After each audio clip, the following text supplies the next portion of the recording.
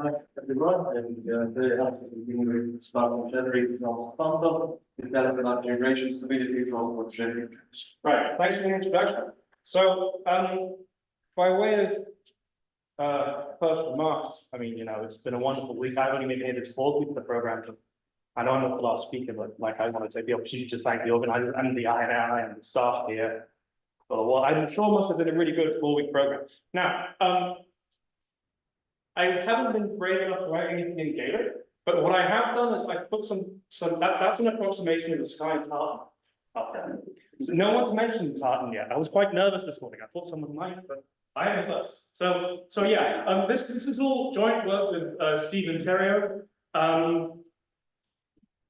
Yeah, we wanted to have this on the archive by now, but instead it's on Overleaf. But yeah, so this is all still work in progress. Now I only have half hour, so I'm going to tell you why I care. I've prepared an example, which and some details, and then we'll finish with the main theorem. We'll see how well we do. Anyway, so some motivation. So how do these gyrations come up in the type? So we have this vibration of let's say manifolds. I want them to be connected for reasons, but the map that goes into the tensor space, I want that to be not homotopic. And the game is, this is one of my favorite problems. The game is the following. I take something the same dimension as m, so let's call that n, and I connect some, right? And this comes with a canonical map down to one side of the connected sum, and I pull back across, get some new total space, right? But I have the same fiber. And the question you ask is, to what extent does En, quote unquote, look like a connected sum? And some old work of mine will tell you, so that under reasonable conditions,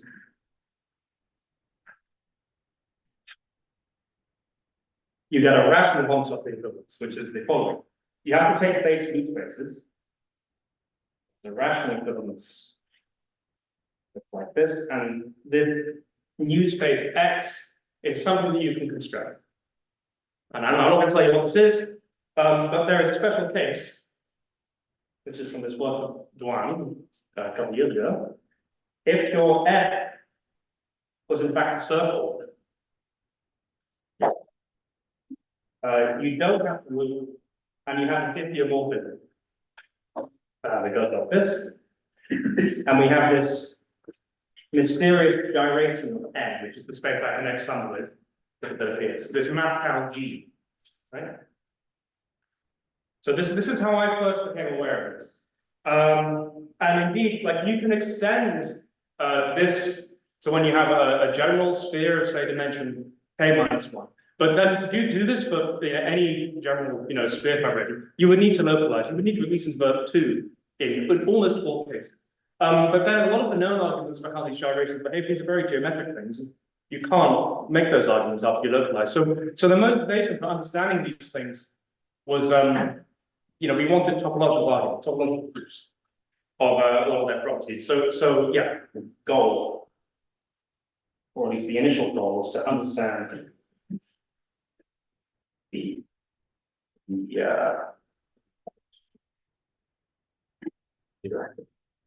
behavior of these gyrations. Just say these guys. Right. Good. So let's talk about this. That wasn't a definition I gave before. So some literature. This first reference, Gonzalez Acuna, is the first thing I know of when gyrations are talked about. This is very, very sort of geometric, uses a lot of surgery theory and stuff like this. It's some nice literature. And then there's this paper in 2013 of Sam Gittler and Lopez de Vajano. They link it. These come up in some open problems and some conjectures in polyhedral product stuff. And that's why my co-author Stephen, he's a polyhedral product stuff person. moment and complexes, things like this. You know, those are possible as those people that kind of thing. And then there's this more recent work of Duan, who I already mentioned, and Gyration and Gyration. Okay. So what are these things in general? So I'm gonna define these things using push out. I'm not going to talk too much about the Chenery theory, about this. Yeah. If you're interested in that, ask me later, I guess. But so we start with some oriented simply connected manifold M, and we take some homotopy class in pi k minus 1. So k is this natural number that lives between 2 and k minus 2, n being the direction of the manifold. We take some homotopy class in SON, because if we want to preserve orientation, that's why SON OS, right? And we form some self-map of this product of spheres that goes like this. So A comma X, say, gets sent tau of X. Yeah, so this dot, so it's the usual action of SON on SN. Okay. So now,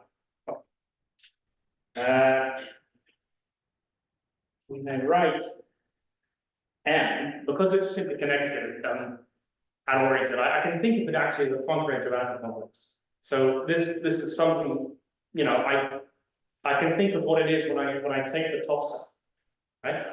You can write M as a cofactor. Well, be more precise, homotopy.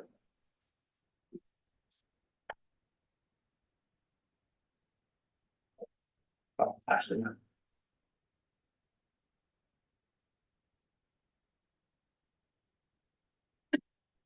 F sub n onto 3. Right. So for me, this is different from the previous talk. M bar is my notation for like the n minus 1 skeleton of M, where n is an n, right? I'm taking it myself. Okay, that's what that means for me. Right. Yes. Okay. So now I'm going to form a push out. So the gyration is defined by this push out. If I go this way, I take the identity on the first factor and the inclusion into a disk, K disk. That way, and then this way, this guy, and this is. So it's the N. It's the attacking map of the top cell of M across the entity, but I pre-compose with this T. And I take the push out gyration by the twisting tau. So the class of terms is called twisting. It's an index K of M's push out. Okay. So yeah, what you should think of, if you're minded this way, you can think of it as surgery on M cross this K minus 1 sphere, but by this twisting tau. You could think of it as some kind of clutching if you wanted to. But I like this push out. This is my favorite way to think about it. Because in a bit later it's going to lead to a homotopy push out, and I know how to work with those things. So this is my starting point. And in fact, so this K gyration of M by this twisting tau is N plus K minus 1.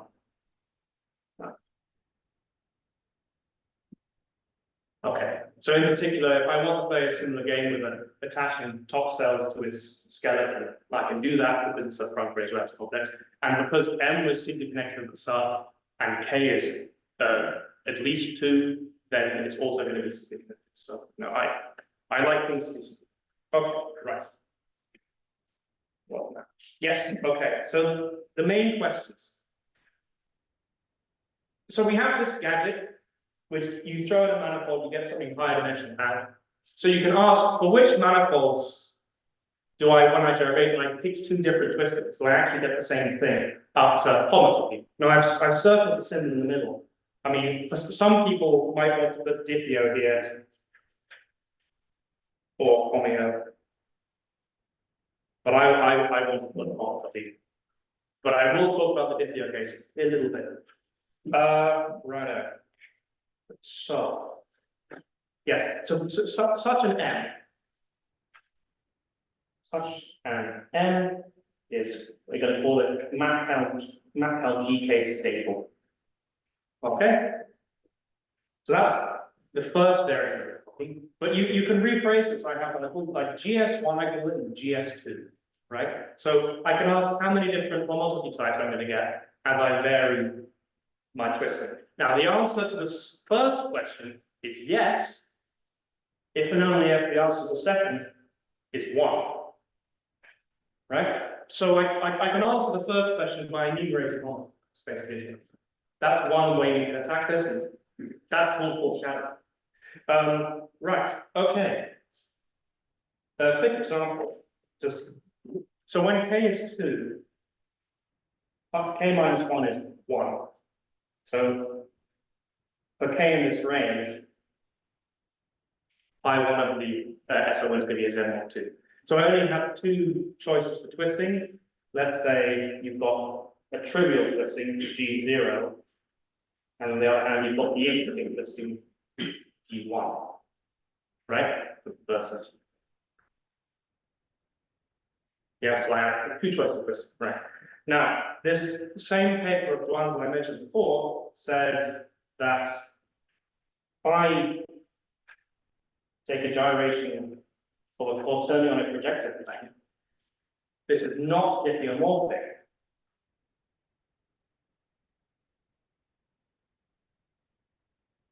To the non-trivial gyration. Right?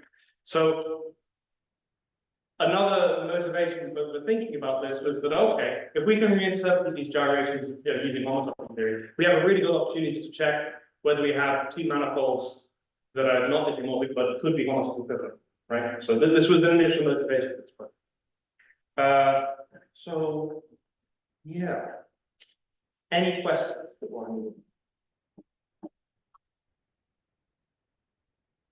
Good, right. So some observations to make first. So we're playing with homotopy groups of SON. So this first lemma, so we have gyration stability in index k for all n manifolds whenever k is congruent to 3, 5, 6, or 7 modulo 8. Those happen to be the values of k for which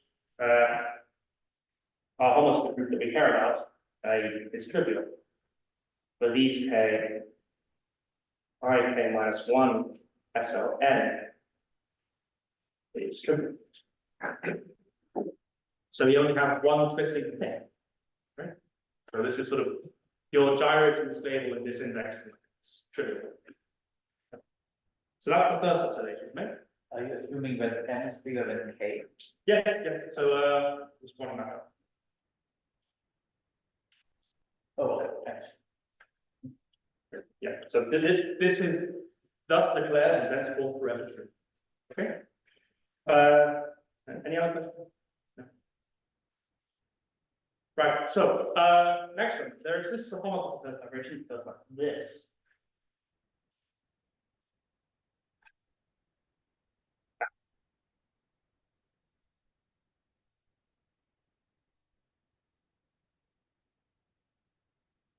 Right. Yes. Okay. So this symbol in the middle, \r times, for me is pronounced right half switch. Right. So what I'm saying here, this is the gyration is an n plus k minus 1 manifold, and this is the curve vibration, which is the gluing on the top side. You should think of it like this, right? But I will say a bit more about this. So.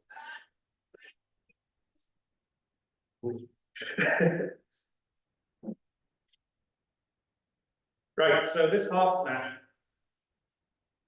A plus B in general.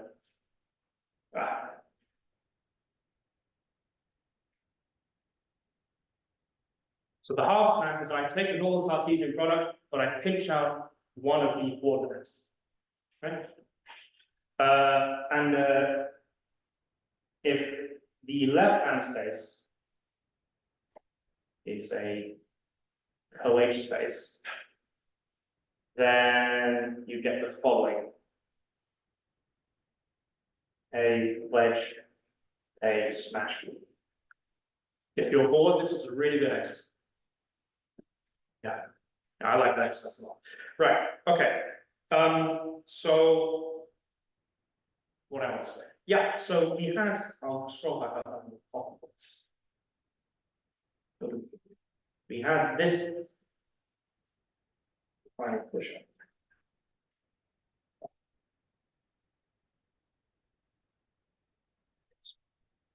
We have this guy. Now, if I go to the right and then down, this induces a null homotopy on the SK minus one, right? So I can pitch out one of those, like I'm in my half mesh. So it becomes, it's a homotopy push-up now. But these will become half meshes.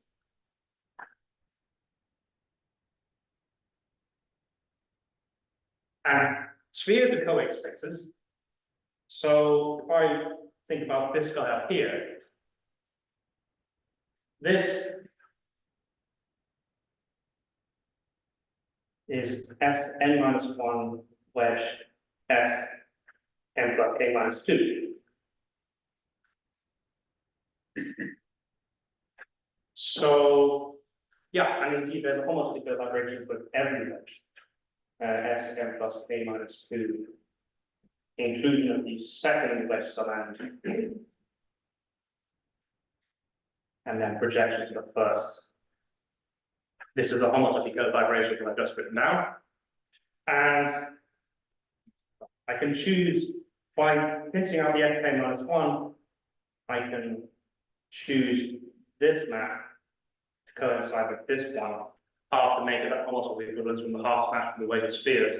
And then it's just the position of homotopy push-ups, right? Which gives rise to the homotopy vibration up there, right? That's a very quick argument, quite hand-wavy, but we only have half an hour, right? But it does let me say the following thing. Suppose I want to gyrate a sphere, right? If I take the top cell of a sphere, that's just a point, right? It's contracted. And by definition, if I look at a half smash, a point half smash anything going to be a point. So we end up with, for a general K gyration, point half smash SK minus 1, which is the gyration of the sphere. Right? What I'm saying is this guy is contractible. So what happens when I do a sphere onto a point? I get a sphere.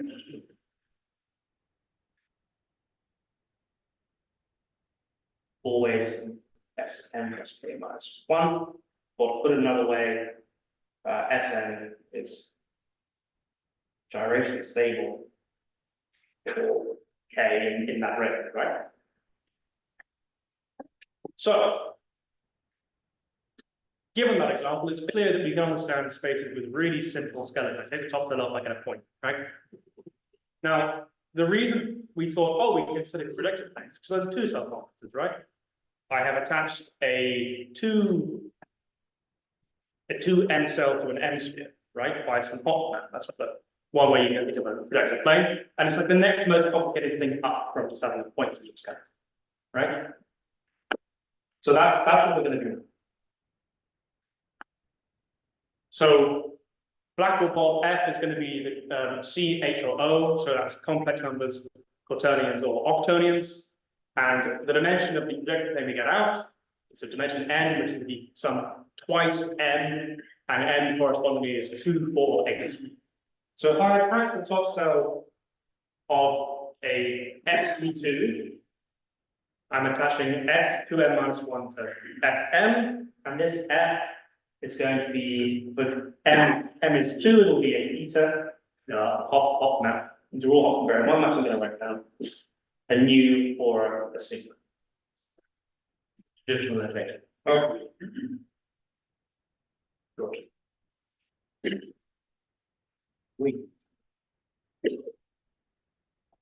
Right.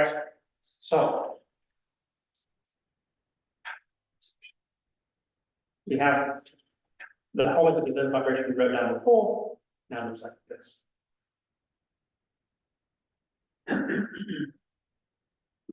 Okay, but now I have a half smash of spheres again in the middle, so I can play the same game. I play same trick. So this is Sn wedge Sn plus k minus 1. So we can think about the homotopy groups of a wedge of spheres, and this is something that's very well understood, right? So given that I'm thinking about, I mean, so the gyration has, you know, it's maybe not fully executed by the twisting, but we need to keep track of the twisting. So the attaching map for a gyration by the twisting tau, they call that phi sub tau, right? It's this map here. Maybe I'll make that purple. Smile. And the curved fiber of that diagram will be the gyrations one, because I have a homotopy groups in there. Okay? Good stuff. So if I had more time, I would talk about this first proposition a lot more, because this is where we got all the control of the homotopy classes and the maps involved. This is what enabled us to do all the computations that are going to come. Well, not today, but that's the upshot. Right, so it looks like this. I've labeled parts 1, 2, and 3 because it's going to be a sum of maps. It's going to be. I'll explain what this is in a second.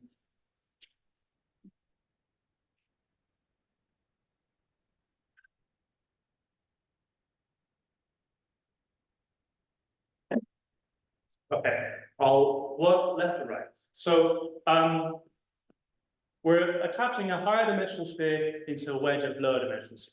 Okay, so number 1 is I suspend F, which is one of these Hopf invariant 1 maps. I suspend that, so that's the map from S2m plus k minus 2 onto Sm plus k minus 1, and then I just include that into the right-hand side of the wedge. Right? 2 is a white product of the 2 inclusions into the left-hand side and the right-hand side.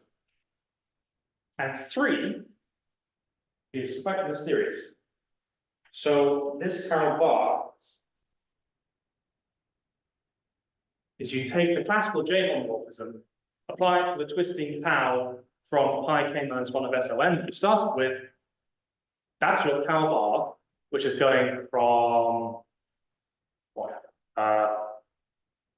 Let's think. Yes, that's going from S2m plus k minus 2 to S2m minus 1. And then you're hitting it with F to get down to the Sm, and then you're including that into the left-hand side. So composition of elements and homotopy groups of spheres. Wonderful. So good. Right, yeah, so in particular, I want to highlight this. These 1 and 2, they don't depend on tau. So this is the attaching map for the top side of the trivial gyration. So I call that phi naught, and this is the x bit. Let's call that phi tau. Right. So I have as many phi taus as I do elements of the image of J. Yeah. So that's an upper bound for my answers to my second variation of the gyrations in this question. Yeah. So the upshot is number of homotopy types of bounded above.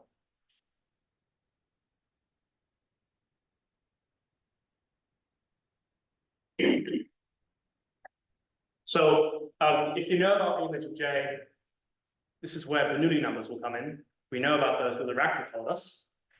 I was going to spell it out, but I don't think I have time. So Google it. But the J homomorphism is a wonderful classical thing. If you don't know about it, you should. Yeah. But so from this first proposition, we have so much more control over the homotopy types of the maps involved. So we can even say, like, the following thing.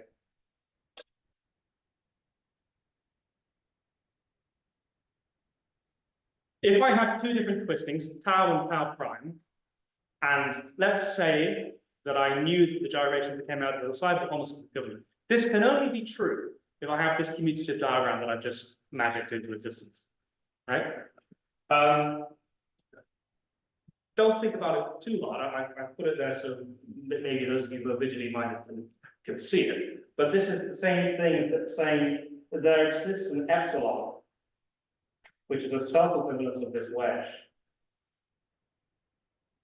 such that epsilon composed phi tau is plus or minus phi tau prime.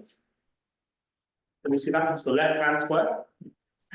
Yeah, happy with that? Cool. Now this immediately puts like so, because we know what the phi taus are, we have like so many more restrictions on what the epsilons can be. So I've written it here. If you have such an equivalence, then there exists some lambda in pi m plus k minus 1 sphere, such that you have the following. I've got to get this right.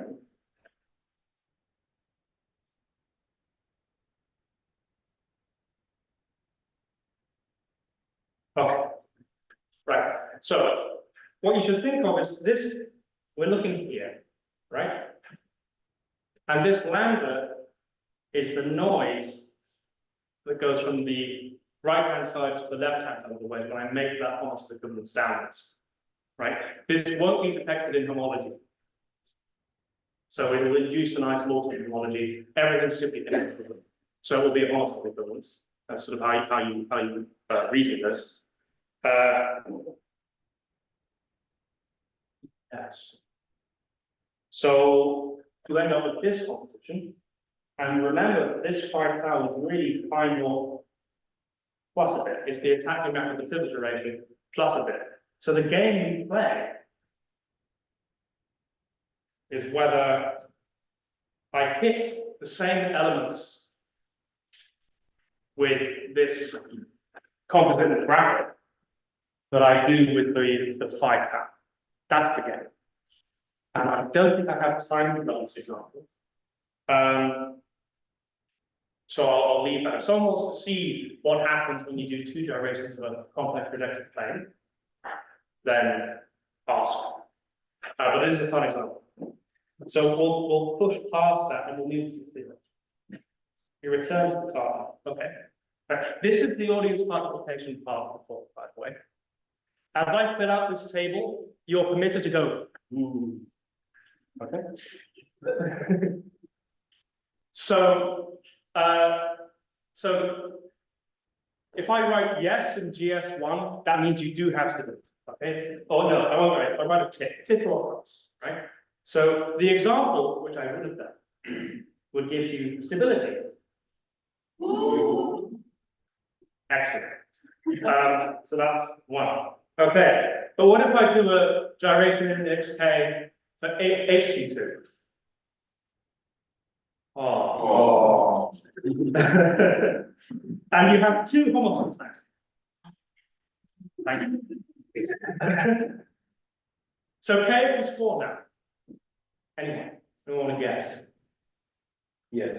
Yes. Why? I don't have any idea. You're right. Ooh.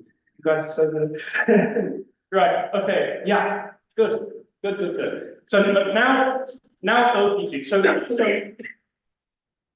we have many more cases for the octonionic projective plane. So it took a lot longer.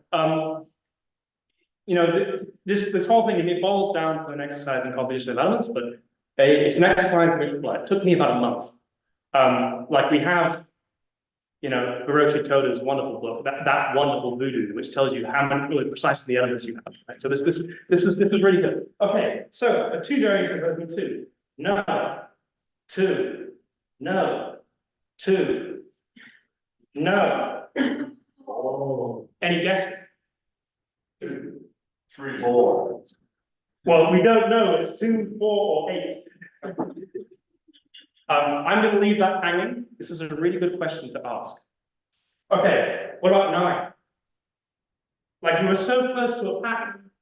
Yeah, but it's yes.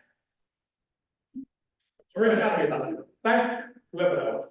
And the next two, let's wrap this up. No, 2, and the last one was one of the most interesting ones. Can't get a precise number, but it's not 1. No. Right. So, here endeth the lesson. That's it. Thank you very much. Thank you very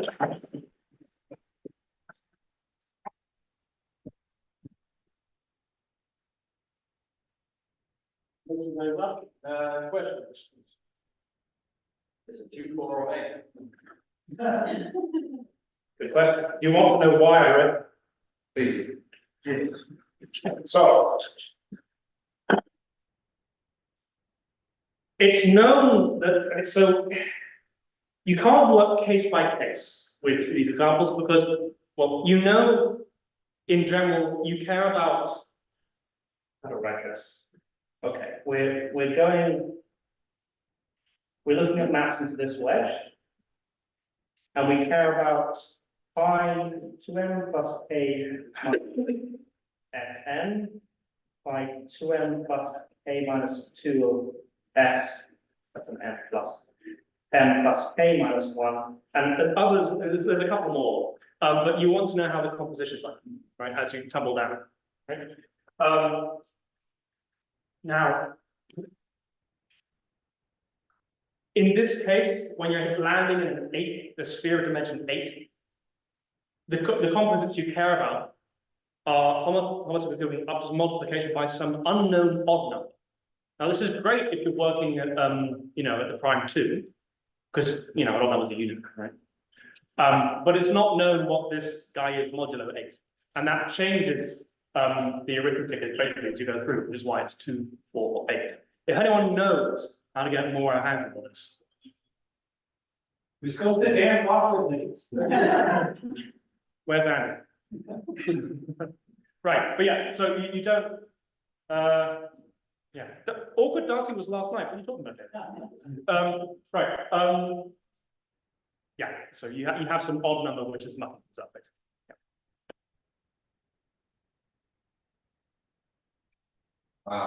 So you said you can think of this gyration as like a kind of surgery? Yeah. So like, in the case k equals 2, is there like a simple picture of what this thing looks like?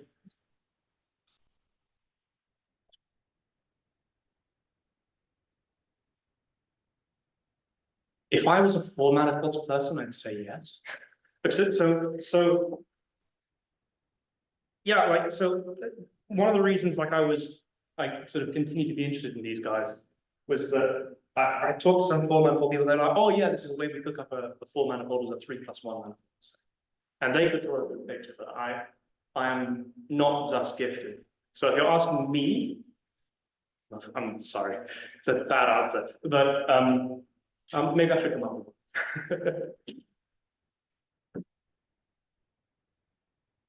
Did anyone check the bingo? No, this was topology.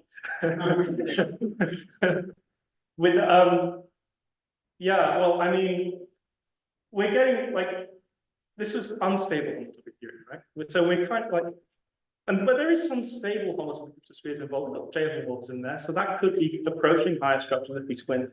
But representation theory, I don't know, maybe somewhat clever and unique. We had a legal. I mean, you use linear representations to build your bounds, right? Bingo. Bingo.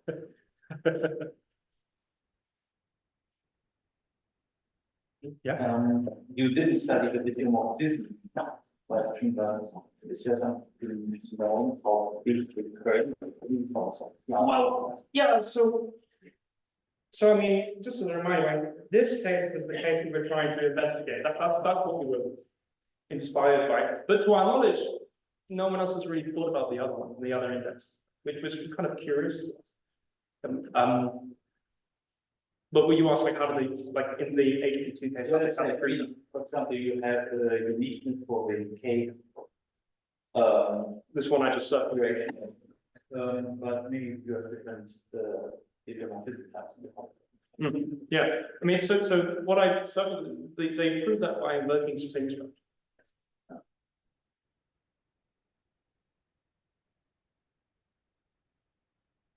So, one more question, let's speak again.